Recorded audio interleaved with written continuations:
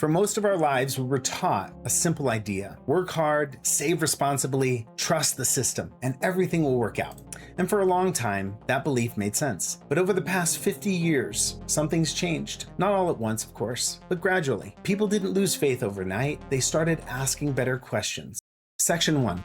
This channel exists because of curiosity, not fear. Curiosity about how money works. Curiosity about systems we were told to trust. Curiosity about whether there might be better ways to preserve value and protect it for the future. To understand where we're going, though, it helps to briefly look at where we've been. Let's do a little history lesson to see what we've learned over the past 50 years.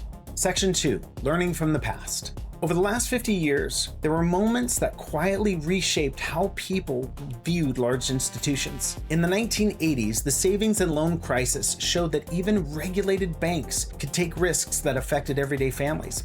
In the early 2000s, companies like Enron and WorldCom reminded us transparency matters and that incentives shape behaviors. Later, global scandals like the 1MDB showed how interconnected financial systems had become and how far-reaching the consequences could be when trust breaks down. These events weren't panic, they were about awareness. People beginning to realize that systems were built by humans and humans respond to incentives. Section 3. A shift in thinking. What's important here is what people did next. They didn't give up. They didn't stop participating in the world. They started learning. They asked, how is value actually stored? Who controls access? What happens when rules change? And what options exist outside of traditional frameworks?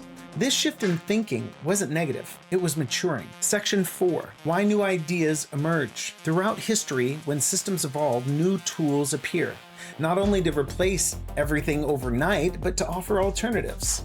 Alternatives that can emphasize things like transparency or predictability or voluntary participation or even personal responsibility. This is the environment where blockchain technology eventually emerged, not as a rebellion, but as experimentation. Section 5. Reframing the story. So this isn't about collapse. This is about learning. It's about people recognizing that depending entirely on any single system can carry risk. And that understanding creates options, creates resilience. The real opportunity isn't rejecting the past, it's integrating what we've learned and moving forward thoughtfully. Section 6, the summary. The last 50 years taught us something valuable. Systems do change, incentives matter, and education is empowering. The more you understand how value works, the more choices you have. If this perspective resonates with you, subscribe to TrueHOLD Crypto. In the next video, we'll look at one of the biggest moments of learning in modern finance, the 2008 crisis, not with fear, but with clarity about what it taught us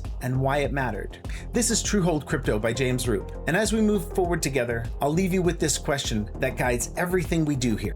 What do you hold true?